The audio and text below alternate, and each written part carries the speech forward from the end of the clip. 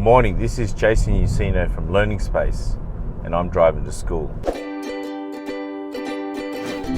Today I'm going to be talking about study plans. There have been many situations where I sit down with students and we sit down and put a study plan together, particularly with HSC students, but I think it's important to do it from, say, about year 7, year 8, year 9, just to get into the right habits. I find that students who get into some sort of program of study during the week, some sort of habit, tend to do quite well in their exams.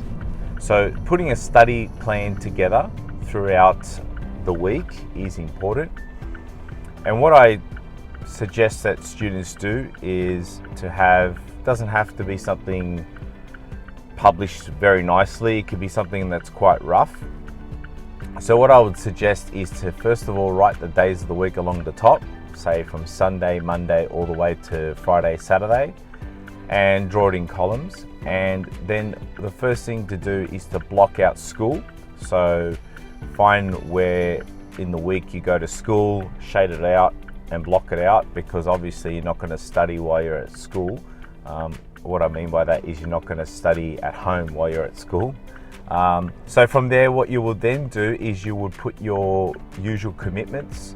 So if you have sport or if you play a musical instrument, block them out first, because you know there is no way you're going to do some home study during that time. Then what I suggest for students to do is to block out their rest breaks first. Every student works differently. What I find is what's quite popular is Friday afternoon, Sunday afternoon, times like that when your brain is absolutely fried and you think there is no way I'm going to study at those times. So I suggest to students to put them in before putting actual study times in. So put your rest breaks in first, thinking these are the particular times of the week that I don't want to do any study. Once you have blocked everything out, so school, commitments, then you put in what's left for your studies. So you go through the week and you say, okay, well, here's an hour block. Every week I'm going to do mathematics in that block. Or here's a half an hour, I'm going to do some of my history study in that block. And what you will find is, generally speaking, every week you will put a certain amount of hours to each subject. And when exams come up, it's not a last minute crash course thing. It's simply something that you've just been doing out of habit, and it becomes very, very normal. Obviously, you're not going to stick to this completely all the time.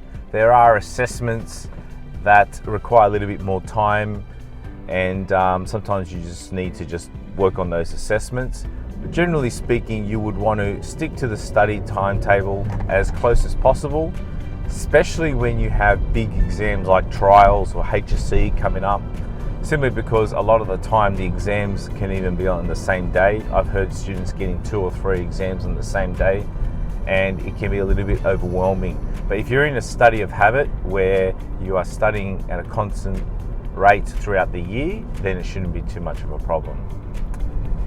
If there is anyone that would like a little bit of assistance with this sort of thing, I'm more than happy to help you out. Just get in touch with us through learningspace.net.au. And if you like my videos, there are more of them at learningspace.net.au/driving to school. And have a good day.